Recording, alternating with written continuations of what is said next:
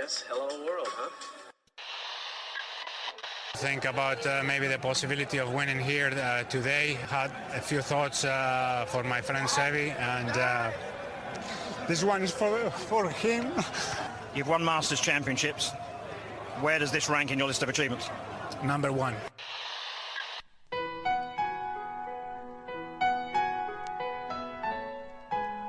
Bienvenidos a Augusta National y a una nueva edición del Masters y a una nueva edición de Golf Sapiens.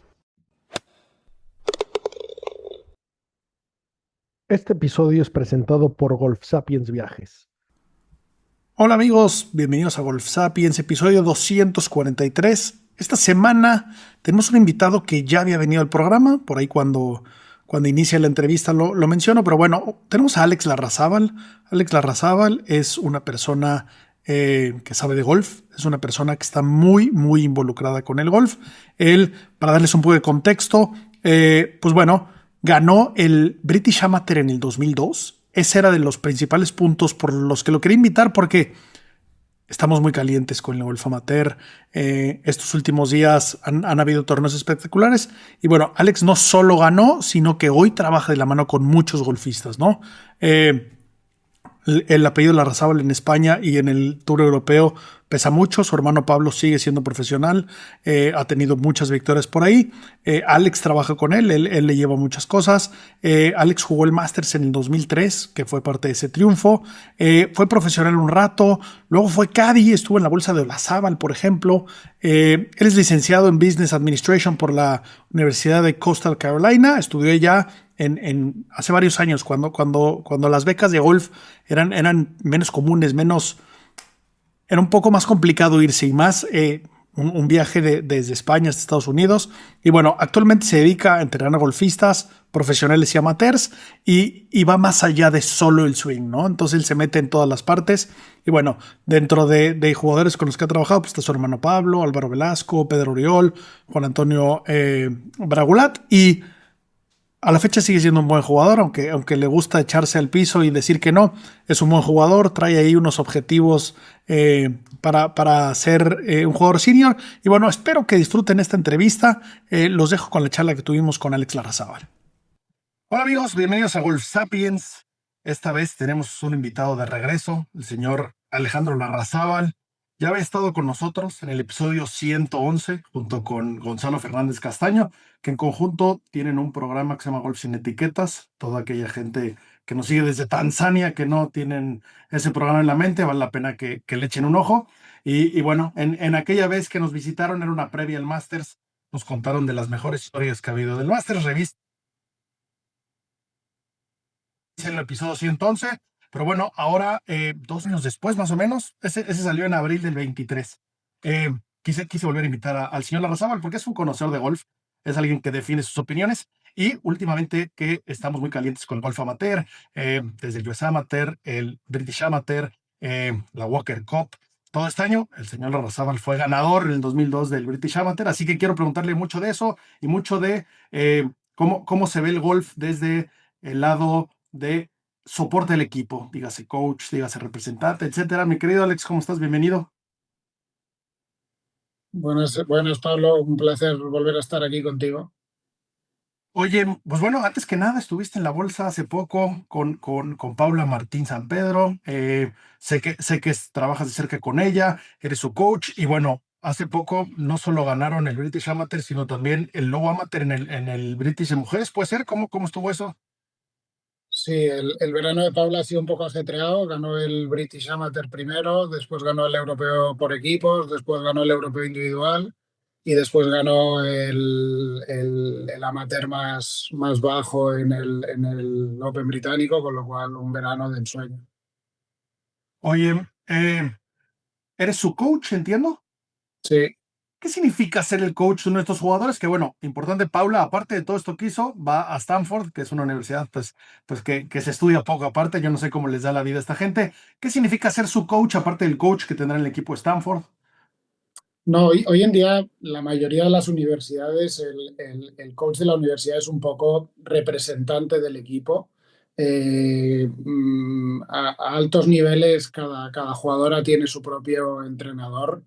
y así lo conciben también los coaches de las universidades y trabajamos bastante en conjunto. Yo tengo muy buena relación con ella, con la coach Walker, que es una eminencia en Estados Unidos.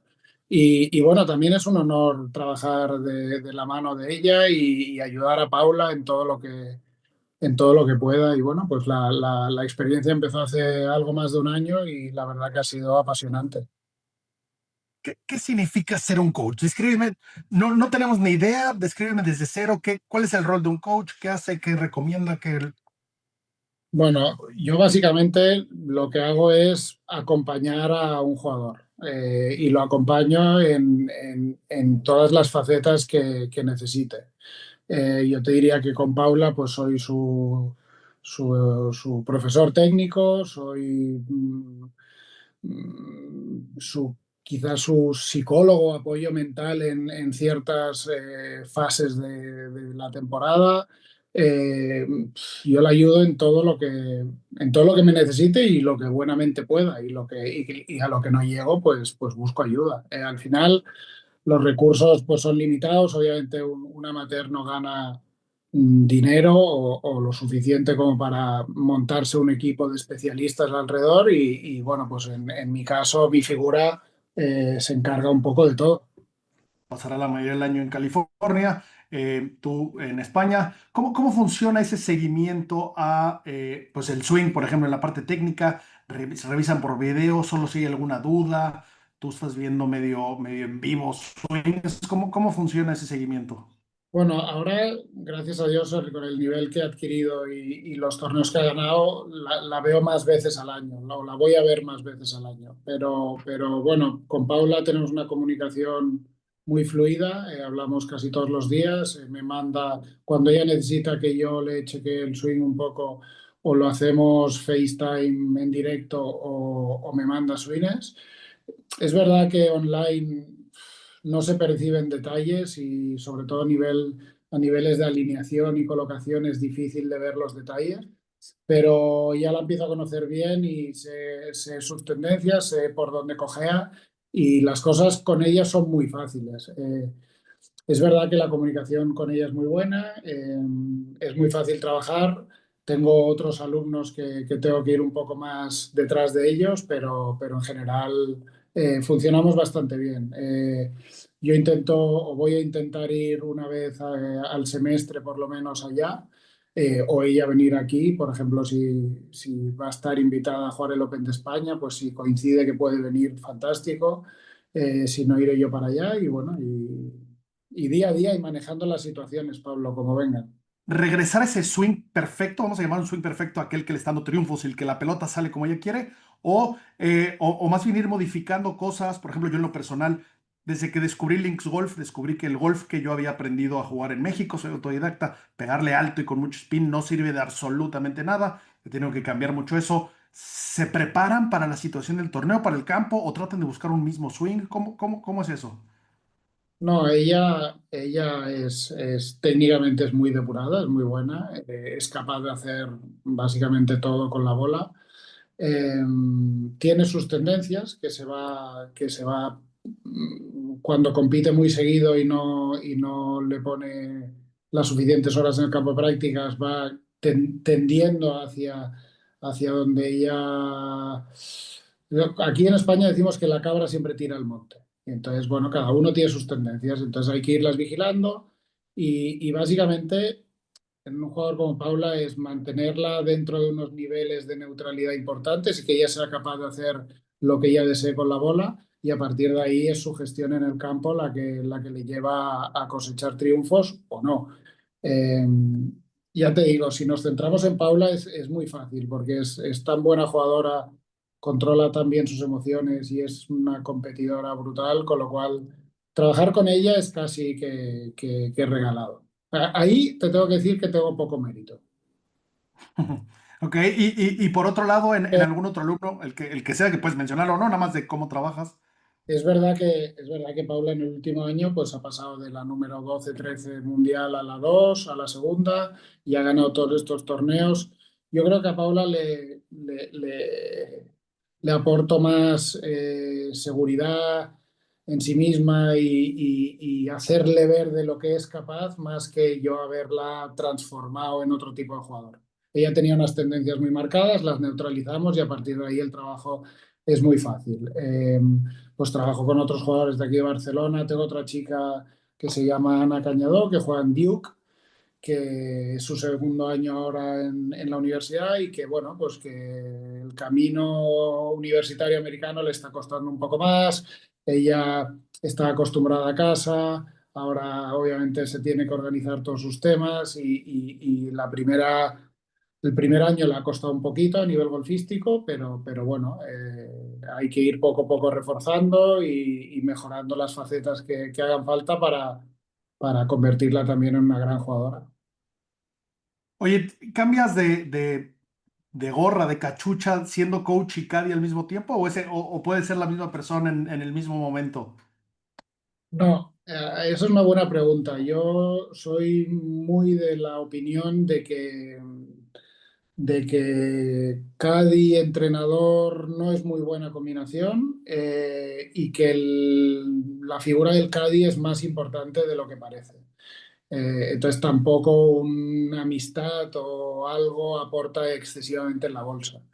Eh, yo, gracias a Dios, antes de entrenador fui caddy, con lo cual me voy cambiando la gorra continuamente. Cuando voy con Paula, por ejemplo, pues en el US Open o en el British Open, que fui con ella, yo soy entrenador hasta que llegamos al Tee del 1 y me pongo la gorra de caddy y ella sabe que ahí ya soy su caddy, que no soy su entrenador. Obviamente la apoyo, la conozco a nivel emocional y mental la puedo ayudar muchísimo porque la conozco muy bien, pero hago mis labores de caddy. No, ahí ya entra muy poco la faceta de entrenador. Yo creo que es importante diferenciarla, sobre todo pues la gente que le haga de Cádiz, los entrenadores que hagan de Cádiz a sus alumnos, creo que es muy importante dejar esa faceta de lado y ya si acaso más tarde en el campo de prácticas se puede volver a ello, pero en el campo es muy importante ser Cádiz.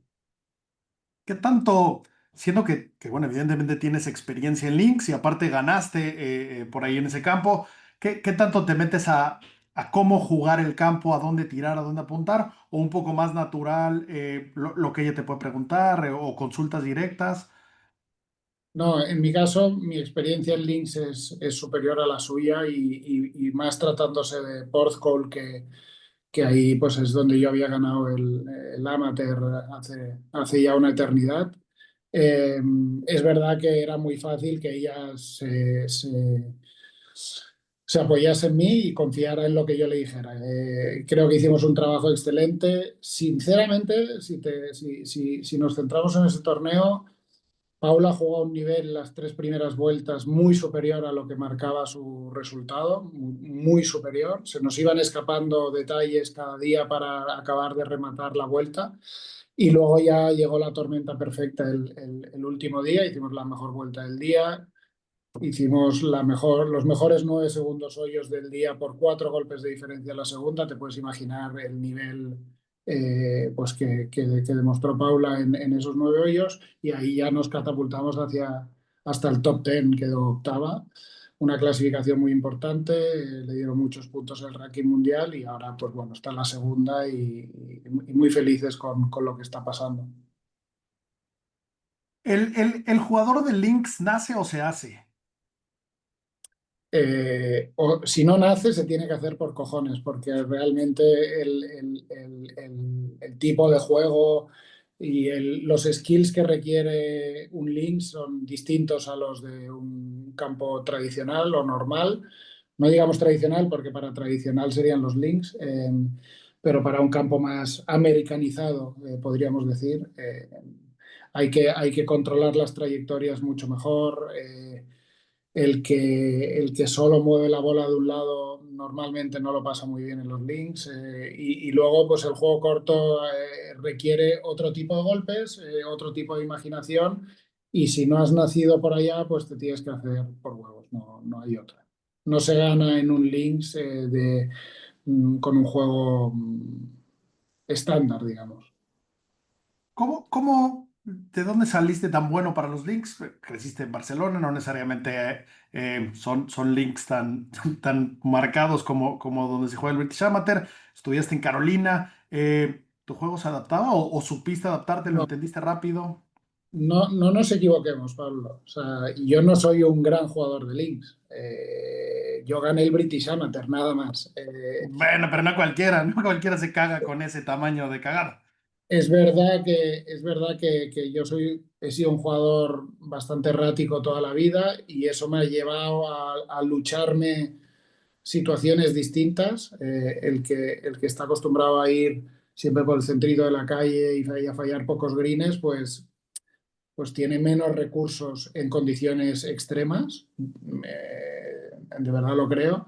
Y esa semana tuve mi inspiración, fue muy bien.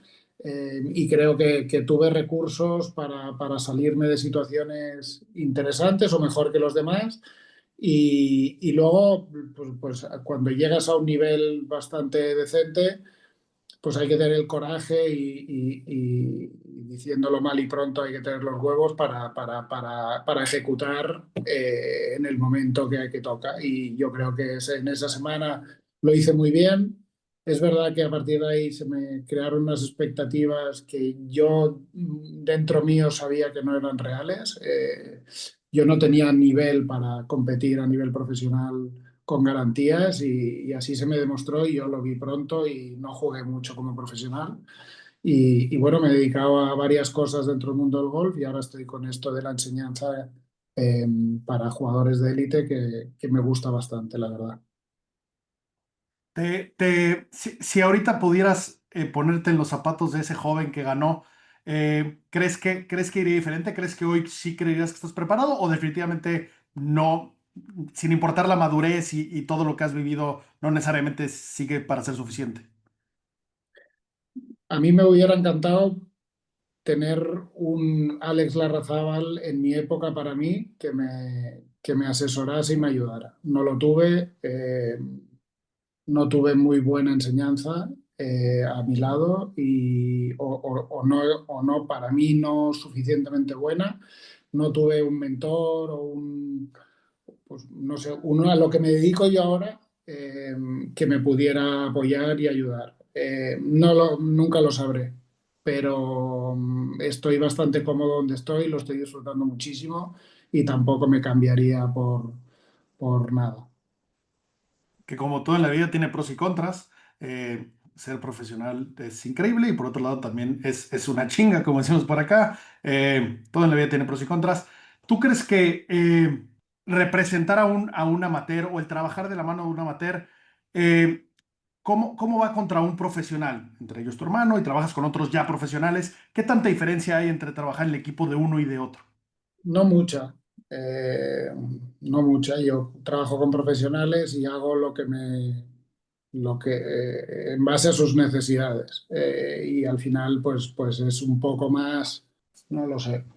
Eh, Depende del nivel del amateur, pues exige más o menos. Yo mi trabajo me encanta, no me importa trabajar duro, no me parece un desafío increíble porque creo que sé suficiente de lo que hablo y cada jugador es un mundo y hay que saberlo interpretar, con lo que uno sabe, pues intentar sacar lo mejor que tengas delante y en ese sentido no veo mucha diferencia de un amateur de alto nivel a un profesional. Obviamente, pues todos los años que he trabajado con mi hermano, pues obviamente es un jugador con unas capacidades muchísimo más altas que cualquier otro y trabajas con eso, pero al final aplicas tus conocimientos y tus mejores intenciones para que el jugador que tienes delante hacerlo mejor y donde llegue pues ya dependerá de su acierto o de sus capacidades o de lo que sea, pero al final el trabajo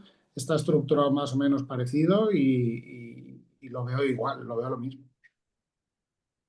Este personaje que mencionas que en tu momento no tuviste, ese Alex Larrazábal que hoy en día apoya a estos jóvenes que tú no tenías, probablemente tampoco existía, ¿no? Esto como que esos grandes equipos han ido cambiando, ese rol de, bueno, ni hablar del jugador amateur, el jugador profesional de hace varios años, hablemos de los 90 bajos hacia atrás.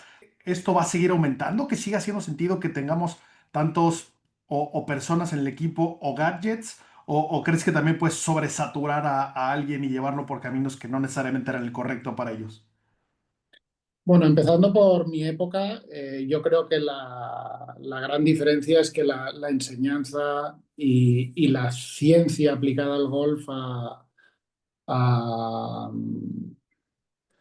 se ha elevado muchísimo y ahora se pueden demostrar muchas cosas y yo creo que el conocimiento, por lo menos aquí en España, el conocimiento y el nivel mm, de la enseñanza ha aumentado muchísimo. En mi época, por lo menos a mi alcance, había francamente bien poco.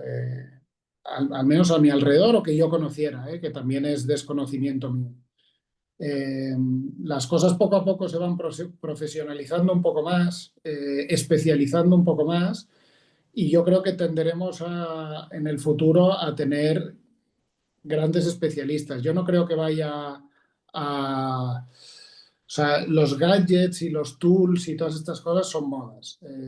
Unos ayudan más cosas, para unos jugadores van mejor que para otros, y es verdad que la gama de training aids y de tools va a aumentar, pero bueno, son modas y para un jugador va mejor una cosa, para otro jugador puede ir mejor otra. Es verdad que el nivel de la enseñanza ha aumentado muchísimo y como tal, hoy en día hay tanto conocimiento que creo que se va a tender a la especialización de cada una de las cosas. De hecho, hoy en día ya hay grandes especialistas de juego corto, grandes especialistas de pad, eh, que están haciendo las cosas muy bien y que está probado que funcionan. Pues un Phil Kenyon de turno, un Mike Kansky de turno, hablando un poco del pad, pues son gente que han estudiado mucho la materia y que se han especializado en ello, con lo cual van adquiriendo mucha experiencia de jugadores muy elevados de ese área en concreto y entonces pues se convierten en grandes especialistas. Yo creo que bueno, que la tendencia va a ir hacia allá. Yo no me considero especialista de nada, pero bastante solvente en todo, con lo cual de momento estoy muy, muy contento con mi trabajo, eh, que se refleja en unos mejor que en otros. Obviamente ni yo tengo la verdad siempre, ni obviamente me creo mejor que nadie, pero bueno, pero le pongo la mejor de las intenciones y la mejor actitud para ello y procuro además seguir formándome continuamente en todas las áreas para no quedarme atrás en ese sentido. No sé si te he contestado la pregunta, yo creo que sí. Sí, sí. ¿Te gusta trabajar con el TrackMan, por ejemplo? El Trackman es una herramienta esencial, sobre todo en la alta competición. Yo no concibo ver a un alumno nuevo o a un alumno que haya pasado cierto tiempo sin que haya pasado por el Trackman. Obviamente en vídeo se ven muchas cosas, pero el Trackman te da unos parámetros que tú no puedes, hoy en día no puedes inventarte o intentar acertar algo que puede ser comprobado. Yo creo que trabajar sin Trackman no tiene ningún sentido hoy en día. ¿Crees que se puede perder un poco esa esencia de salir de los problemas y de jugar un poco más artísticamente, volviéndose robot de Trackman? ¿Existe eso? ¿Hace sentido lo que digo? No, porque no hay que confundir. Yo creo que trabajar con el Trackman y conocer qué tendencias tiene un jugador y qué parámetros le da en la física, en la geometría del swing es muy, muy importante. A partir de ahí, tener la habilidad de entrenar ciertas cosas con esos parámetros es también igualmente importante. Y a partir de ahí es cuando el jugador puede desarrollar esos skills para pegar una bola o la otra. Yo no soy un gran enamorado de las personas que solo saben pegar una bola. Es verdad que hay grandes profesionales que juegan así y los respeto muchísimo. A mí como espectador y como amante del golf me atrae más bien poco ver jugar a ese tipo de jugadores, pero es verdad que que no está reñido el ser un gran conocedor de tus parámetros en TrackMan con ser una persona creativa después en el campo. De acuerdo, es interesante eso. Eh, ¿Crees que debería de haber un freno de la tecnología o vamos hasta donde lleguemos? ¿En qué sentido? El equipamiento principalmente. Una bola que huele más, un palo que pegue más duro, más derecho. No, yo, el golf, espera, un segundo Tranqui, tranqui, bebe un que me ha poco de agua. metido algo por allá. Ahí has tocado una fibra sensible importante y por eso me entra la tos. Eh, el golf es cada año, bueno, no, los últimos 10 años, inmensamente más aburrido que de los 2000 para atrás o de los 2000 para adelante, no tiene nada que ver. Para mí, hoy en día, el skill fundamental de un jugador para poder llegar a ser alguien es la capacidad de mover el palo rápido. A mí me parece que eso tiene un atractivo muy limitado. Es verdad que cada vez soy más fan de Bryson DeChambeau, pero por su personaje y por sus ganas y por su carácter más que por su tipo de juego. Y yo creo que el material, la tecnología en los palos y en las bolas ha destrozado el deporte. Hoy en día solo vale pegarle fuerte y a partir de ahí ya te las manejas bien. Es relativamente fácil hacer volar una bola recta, la bola curva mucho menos y eso hace que el golf sea muchísimo menos atractivo. Una persona que llega con 2 golpes de ventaja al último hoyo, hoy en día es muy raro verle perder un campeonato. Yo siempre lo digo, para mí la única manera de preservar el golf no es haciendo campos más largos, no es poniendo más bunkers ni RAF más alto. La única manera de preservar el golf es volver a la bola turbalata y a los palos y a las maderas de un cubicaje no tan, no tan elevado. Hoy en día encontrar el sweet spot es relativamente fácil y la bola, como te digo, pues no hace efecto, con lo cual el golf es muchísimo menos entretenido. Si mañana los dioses del golf te presentan con qué va a pasar de futuro, ¿pondrías una limitante en los pros? Un poco como pasa en el béisbol, que usan bats de madera en vez de aluminio, el amateur sí puede, el pro no puede. ¿Cómo, hacia dónde te irías? ¿Qué reglas o leyes estipularías? Para mí lo que propone la USGA es un error garrafal. ¿El rollback de la bola? El rollback de la bola lo único que va a hacer es potenciar más a los grandes pegadores versus los que no lo son tanto, con lo cual estás multiplicando para mí el error y me extraña que no se den cuenta. Es muy fácil juzgar desde fuera y no evaluar su trabajo más detenidamente, ¿eh? Pero a simple vista, conceptualmente, me parece que no se enteran muy bien de cuál es el problema. O sea, si tú estás haciendo un rollback y lo único que haces es limitar la bola, eh, solo les estás ofreciendo más ventaja a los pegadores fuertes, con lo cual, lejos de solucionar el problema, lo multiplicas. Ahora, si para ellos el problema es no tener que emplear más hectáreas para un campo de golf, puede ser que lo mitigues el problema. Ahora, también te digo que la gente y los productores de palos de golf ya se encargarán de encontrar la fórmula para volver a pegar a la misma distancia o más. Eh, es un, es un concepto que no entiendo muy bien por qué, pero desde luego para mí no soluciona el problema. Si yo tuviera esa varita o ese poder de decisión, ya te digo que lo primero que cambiarían serían las bolas, volverían a tener núcleo líquido y a partir de ahí ya las 130 millas de swing y los 190 millas de ball speed con side spin, aquello no es tan fácilmente controlable. Por ahí empiezas a arreglar el problema y si ya luego limitas el cubicaje de las maderas y lo pones pues a lo que era antes, ya no te digo los palos de madera, pero pero bueno, los primeros palos metálicos que hubo, entonces ahí encontrar el sweet spot vuelve a ser un skill necesario y no solo sería mover el palo lo más rápido que puedas. Y ya tienes todo el problema solucionado. ¿Te acuerdas que traías en la bolsa aquel 2002 que ganaste el amateur? Sí, hombre, me acuerdo perfectamente. Llevaba un drive Callaway Hawkeye que se me partió la cara meses después y se lo regalé a un director de Callaway que lo sigue teniendo en su despacho y me lo recuerda muy a menudo, con lo cual me hace mucha ilusión. Llevaba Vale. unos, Ese fue el que salió fue como el Great, el Biggest, y luego ya pasamos a los Hawkeyes, ¿no? sí, esto era 2002, pues te puedes imaginar, ¿no? Los drives de por allá.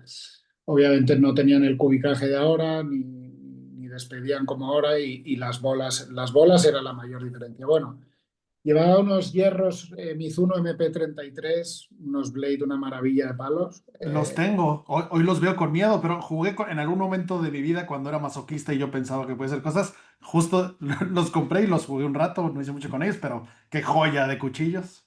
Y luego llevaba una madera 3 que era una maravilla, era una Timeless TP. Era una madera 3 que era pequeñísima la cara.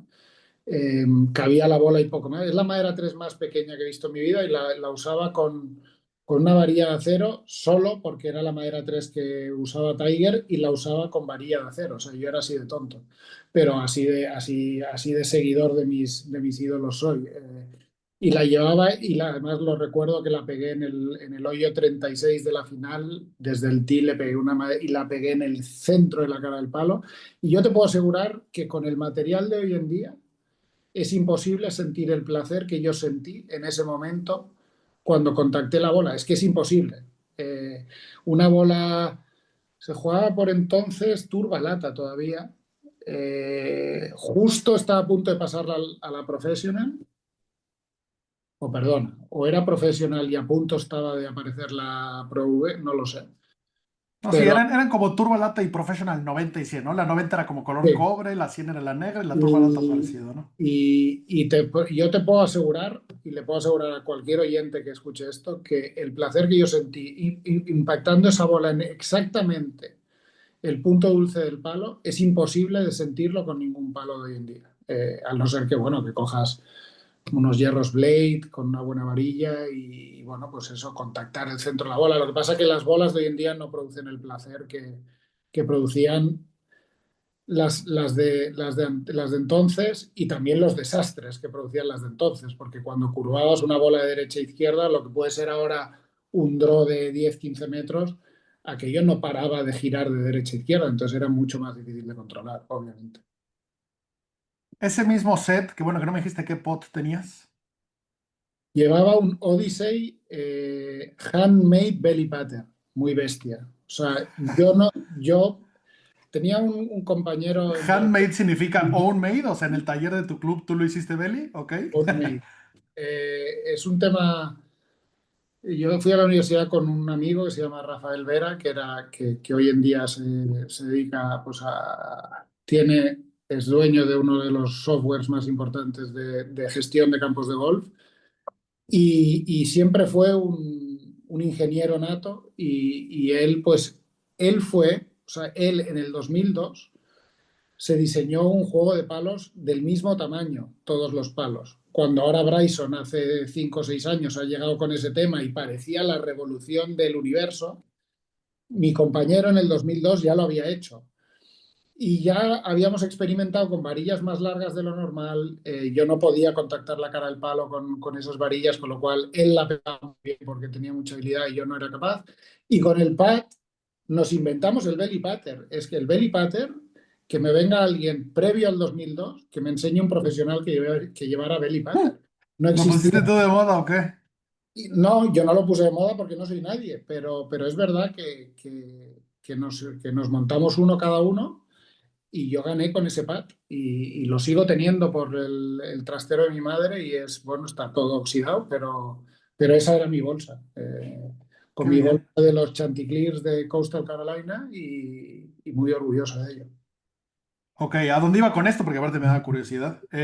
esa bolsa tal cual, vamos a hacer que el belly fuera normal, pero bueno, se la damos a todos los del Tour hoy, a todos los que juegan el Tour Championship, por ejemplo, ¿no?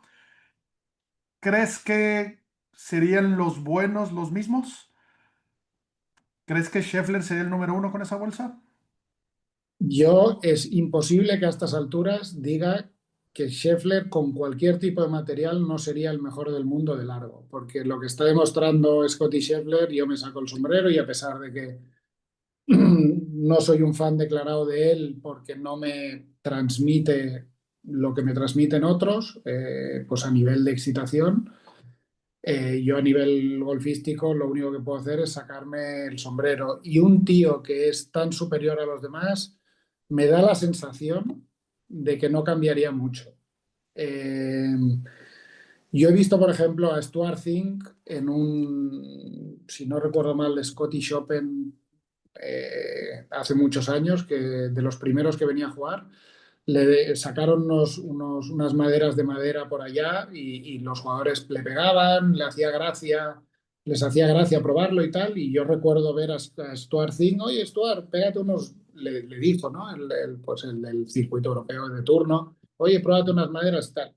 Bueno, pegó 5 drives que las sacó rodando. O sea, pues es un tío que está acostumbrado al material moderno Y y eso que que no es tan joven. Sink ganó en el, ¿qué? 2009, le ganó a Watson. sí, sí, pero me refiero que ni con esas. Es que yo, Stuart Zink, pues quizá de muy, muy, muy jovencito jugó algún drive de madera. Pero obviamente yo le vi 5 bolas que no se levantaron del suelo. Es verdad que yo a día de hoy, de vez en cuando juego con algún 9 hoyos con un drive de madera y no me cambia mucho la historia, soy igual de malo. Pero me atrevería a decir pues que Bryson de Chambó lo pasaría bastante mal y Rory probablemente bajaría su nivel bastante. Los grandes bombarderos seguro que bajarían su nivel muchísimo. No me cabe la menor duda. Y de la historia, si le damos a Nicklaus y a Norman la bolsa de Scott Scheffler, ¿crees que serían igual de buenos, mejores, peores? Jugar antes era muchísimo, muchísimo, muchísimo más complicado. Entonces yo entiendo que si a Jack Nicklaus de la época le das los palos de Scottie Scheffler de ahora, me da la sensación de que se me haría de risa. O sea, si de repente le dices, oye, Jack, ponte a jugar hoy con esto, pues no entendería nada, porque realmente donde la bola va a curvar tal no curva, puedes tirar a las banderas porque la bola no lleva tanto spin, seguro que sería muchísimo mejor. Muchísimo mejor. Por eso también tú miras los resultados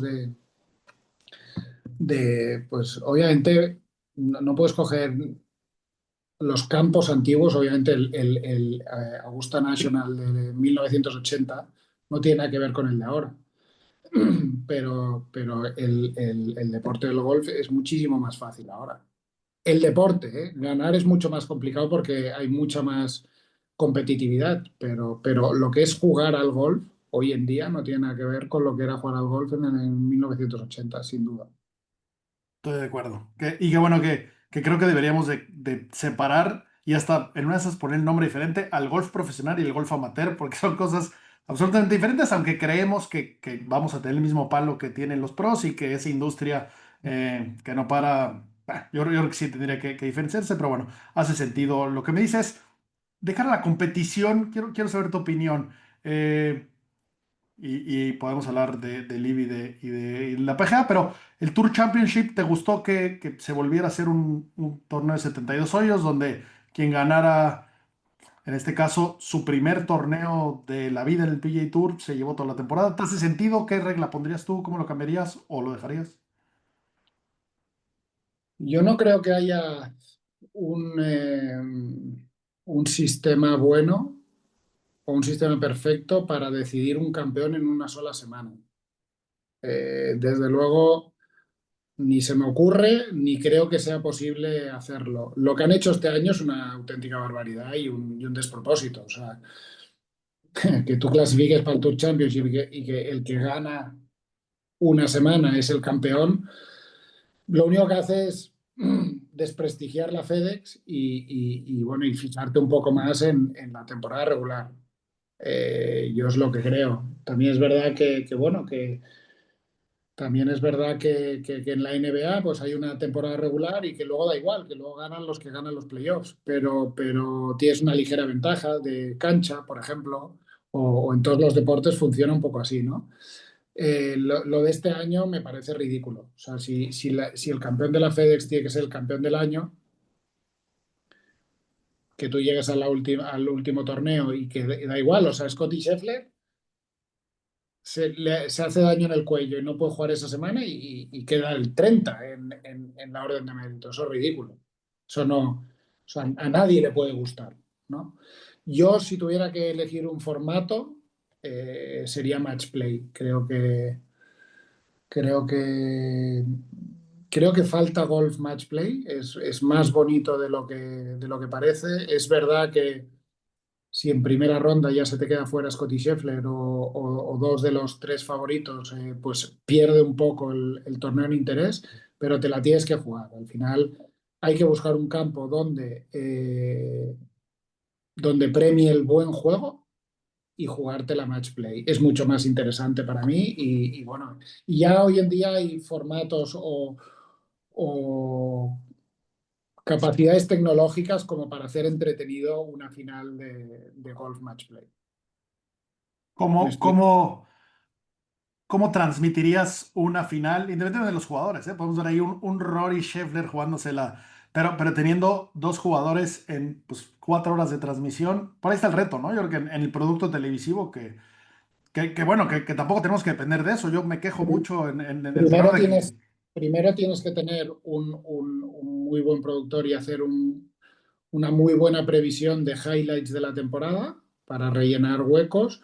Luego tienes que poner micrófono en el caddy y en el jugador si es posible para también ir escuchando las charlas entre el jugador y el caddy. Creo que ahí sacas producto interesante.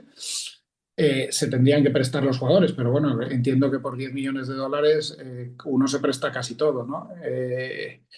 Y luego hay muchas maneras de hacerlo interesante, ¿no? Con imágenes aéreas bonitas, recuerdos de highlights de toda la temporada.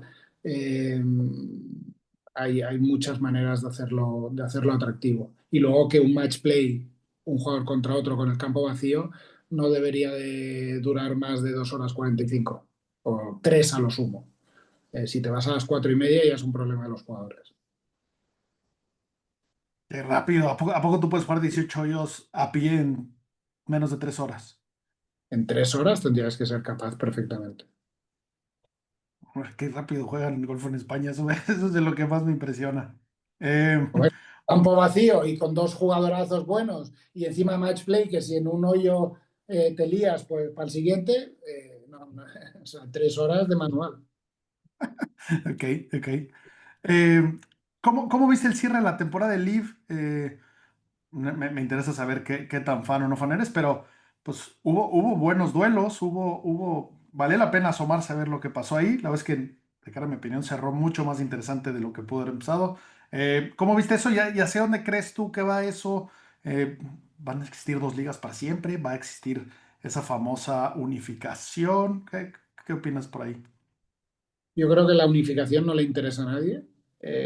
Yo creo que el PGA Tour ha perdido con el Leaf, obviamente, pero, pero no tanto.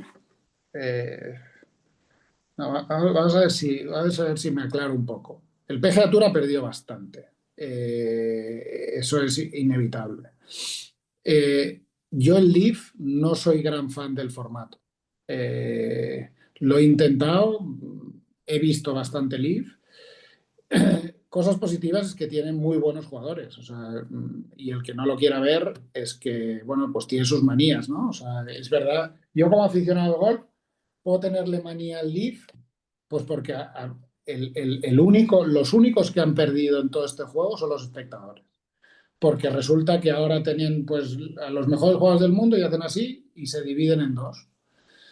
Y es verdad, o sea, en el Leaf hay mucho jugador ya muy experimentado, pasado de vueltas y que ya no está ni en su prime, te lo compro, pero hay muy buenos jugadores. Hay jugadores que están ganando majors o que van a ganar majors y hay mucha calidad en el Leaf. ¿Vale? Con lo cual, el único que ha perdido es el espectador, porque ahora resulta que solo 4 semanas al año los tienes a todos juntos. Y el que no le gustara el duelo de Chambó contra Rory en el US Open del año pasado, pues es que no le gusta el golf. En Pinehurst, Rory contra Bryson, aquello fue una apoteosis de golf. Y bueno, pues ahora solo lo tenemos 4 veces al año. El PGA Tour para mí ha perdido, pero tampoco creo que tenga mucha necesidad de unificación. Y el Leaf yo creo que ya durará lo que tenga que durar, intentarán ser sostenibles de alguna manera, no sé muy bien cómo, porque para retener a los jugadores les vas a tener que seguir pagando muchísimo dinero y yo creo que no es un producto que venda todo lo que se ha gastado. Entonces, para mí económicamente no es sostenible, pues será hasta que el saudí se canse de perder pasta, entiendo, que habrán 2 ligas. Yo como fan no soy muy fan del Leaf, lo sigo porque primero tengo amigos allá, segundo creo que hay muy buenos jugadores, pero a mí el formato me cuesta. Es verdad que la final precisamente es muy eléctrica, porque pasan muchas cosas muy rápidas, es incluso difícil de seguir. O sea, todo lo aburrido que puedes achacar al golf tradicional, ¿no? De lento y de que cuesta que pasen cosas y de que sí que al final pues puede haber o no esa tensión. En el Leaf pasan cosas mucho más rápido y en ese sentido pues han ganado. Pero el formato a mí me cuesta muchísimo, el shotgun me cuesta, la música me cuesta horrores, los uniformes que vale todo, al final los veremos jugando en chándal. Yo soy un romántico del golf y no y me cuesta verlo eso. Llámame antiguo o yo qué sé. Muy bien. Oye, y un poco para cerrar, no te puedo robarte el tiempo. ¿Cómo está tu golf hoy? Hace poco tiempo, en el 19 creo, ganaste el Mid Amateur de Cataluña, de Barcelona, ¿puede ser? ¿Eso habla de un buen golf? No, mira, pre-pandemia todavía me defendía, incluso jugaba y tenía mis esperanzas de entrar en el equipo nacional, etcétera, y había ganado algún puntuable y cosas interesantes, y jugaba más o menos decente. Hoy, después del confinamiento, nunca más fui capaz de jugar bien. Es verdad que a ratos no juego mal, pero cuando compito bastante mal. Ahora tengo, pues eso, ¿no? Aquí, sinceramente, Pablo, o sea, el golf amateur se han tomado también decisiones tan malas bueno, que a mí me han fastidiado mucho porque a mí esperé hasta los 35 años para hacerme mitad amateur, luego me lo bajaron a 30, ok, y luego hace relativamente poco lo han bajado a 25, con lo cual yo ya no soy competitivo de ninguna de las maneras. Pero ahora tengo pues ese nuevo reto de senior de aquí 3 años que me ilusiona y que entrenaré para ello y que ojalá haya podido recopilar algo de dinero para poder trabajar un poco menos y jugar un poco más. En el 2029 cumplo 50 años y estoy exento en el US Open Senior, con lo cual eso ya es un reto bonito y divertido. Olé, ¿por qué? ¿De dónde te sacaste esa maravilla de as bajo la manga? Los British Amateur Champions, el año que cumplen 50 años, están exentos al US Open Senior. Tengo que revisar si al British Open Senior también, pero yo Olé. al que sé seguro es el US Open Senior. No, pues qué maravilla. Lo que dices del Mid Amateur, a mí también me jodió. Yo no quiero ver esos niños de 24 años que en la papilla les daban esteroides o no sé qué. Me han tratado de meter aquí en Madrid a un par y hay 600 antes que yo, entonces no puedo ni acercarme. Déjate jugar y perder en último lugar, ni siquiera puedo entrar al evento. Creo que sí falta un hueco para ahí cierta categoría de cierta edad. Sé que estabas usando el stack, estabas aumentando la velocidad de tu swing. ¿Qué opinión te merece ese gadget? Bien, funciona, pero tengo la espalda muy sensible, muy al límite y lo dejé de usar por previsión, por prevención.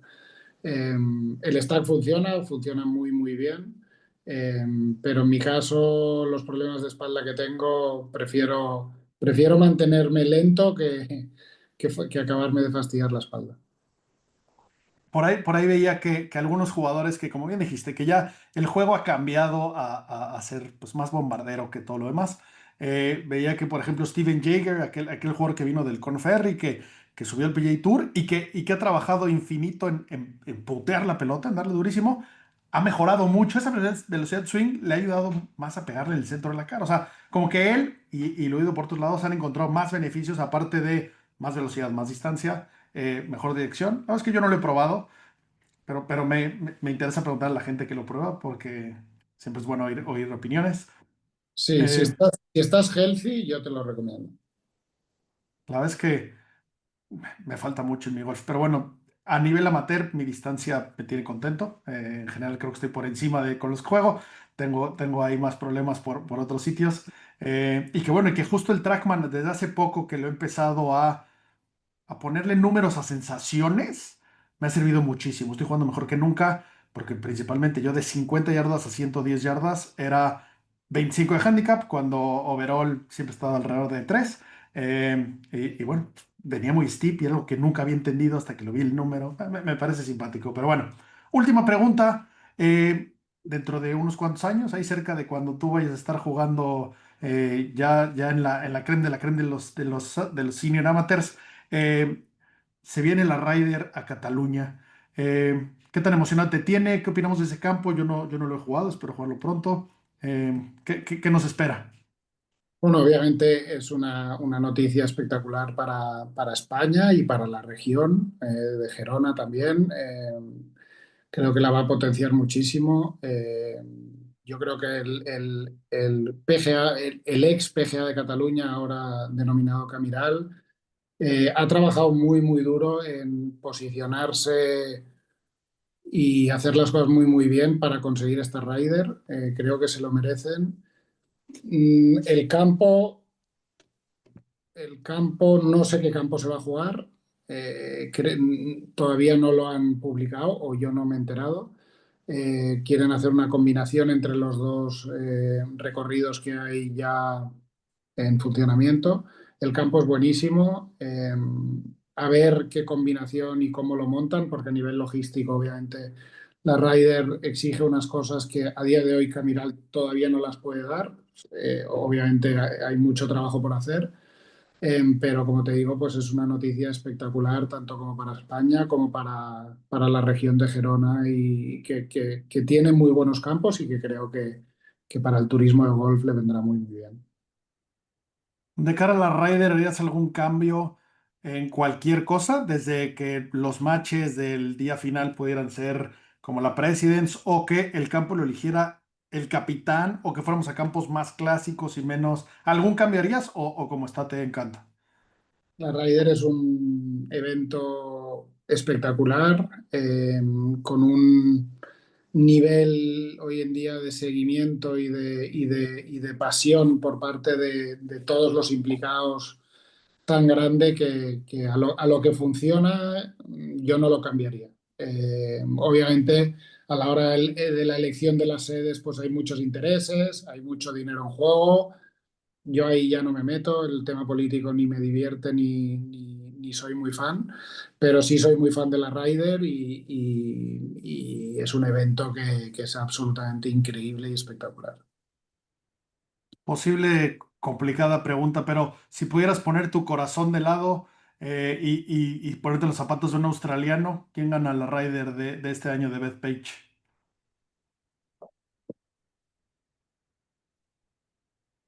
Yo creo que el equipo europeo es mejor, es una opinión objetiva. Eh, pero creo que el factor campo este año va a ser demoledor. Creo que Europa se enfrenta a a un ambiente Hostil. absolutamente infernal y creo que eso va a poder con la Ryder Cup. A mí lo único que me preocupa, y me preocupa de verdad, es que sea jugable. Ojalá se pueda jugar, ojalá haya un mínimo de deportividad.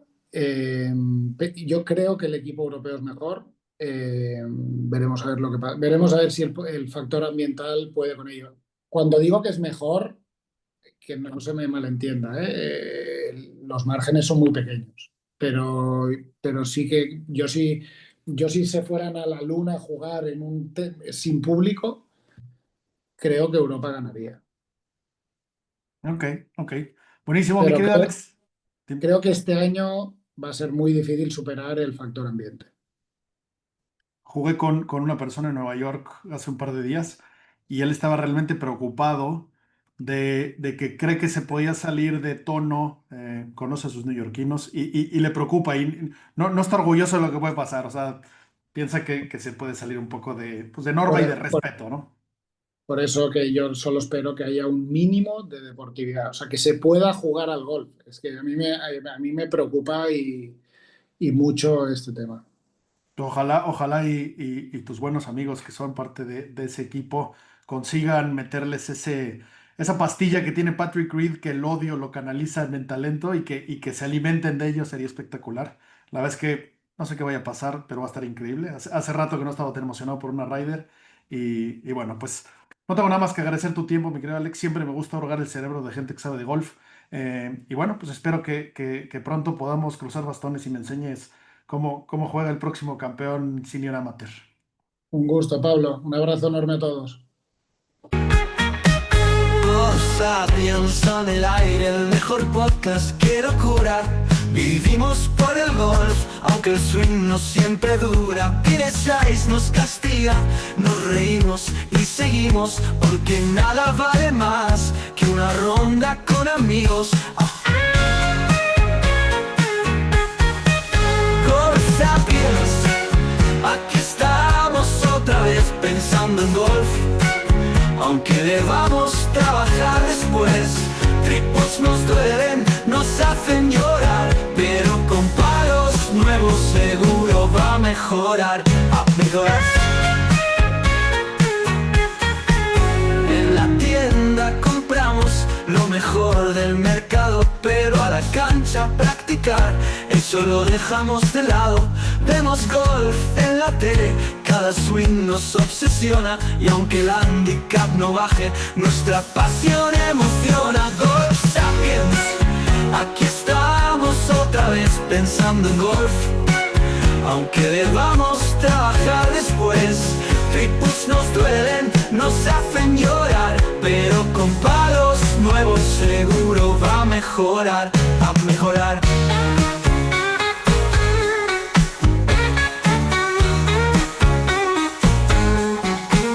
El golf es un regalo de los dioses, lo sabemos bien. Nos frustra, nos castiga, pero volvemos otra vez, porque nada se compara con esa ronda ideal, entre risas, los swings fallidos y el drive más brutal. Puta, el Golf Sapiens, el mejor podcast, eso ya lo ves. Golf Sapiens, seguimos enfermos, eso es lo que es.